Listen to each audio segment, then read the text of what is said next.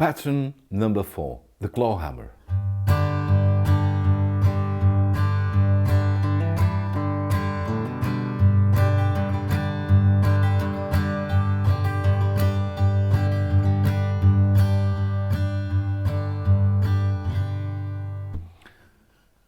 The claw hammer is basically a strum used on the banjo, but with a lot of potential to play country and pop songs on the guitar.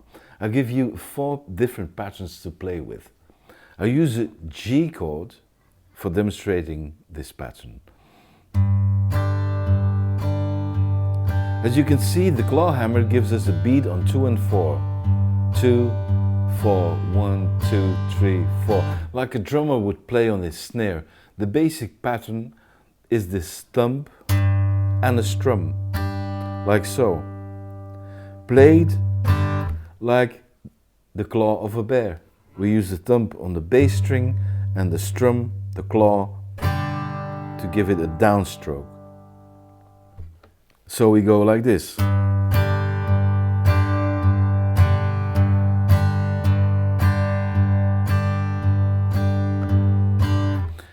In the second pattern, we're gonna lay down the bass note on 3 strings, meaning 6, 4, 4, 5. So we play 1 time the 6th string, 2 times the 4th string, and 1 time the 5th string. So I go 6, strum, 4, strum, 4, strum, 5, strum, 6, strum, 4, strum, 4, strum, 5, strum. So get a hang of it, and then we can move on to the third pattern. In the third pattern we play the same thing, but we're adding a hammer on, alternating on the 4th and 5th string like this.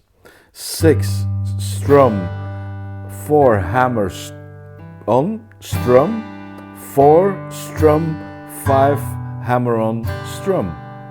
So again, 6, strum, 4, hammer strum, 4, strum, 5, hammer strum. So if we play it fluently, it sounds like this.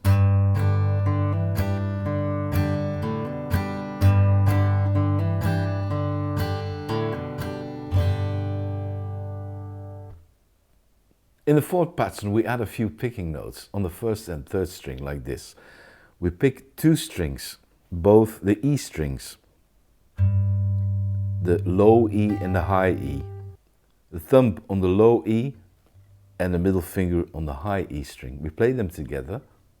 We strum. Then we continue playing the 1st string with the middle finger, the thumb on the low E string, and then the index finger on the G string, and then strum again. So you get this pattern. Pick, strum, pick, strum, pick, strum, strum.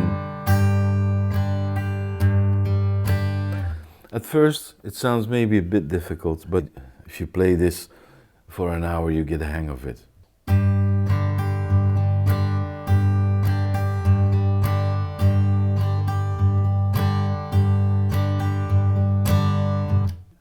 Now we can combine these 4 patterns like this.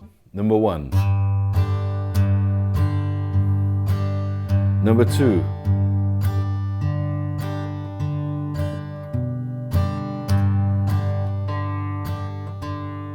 Number 3.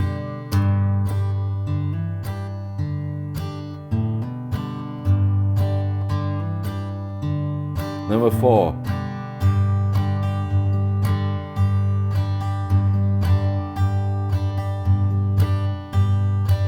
Combining